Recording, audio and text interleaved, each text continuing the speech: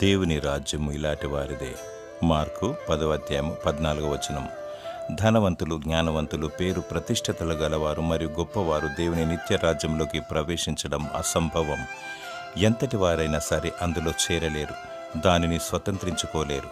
యేసు ప్రభువారు ఒక చిన్న బిడ్డని ఎత్తుకొని ఇలాంటి వారిదే పరలోక రాజ్యమని సెలవిచ్చాడు.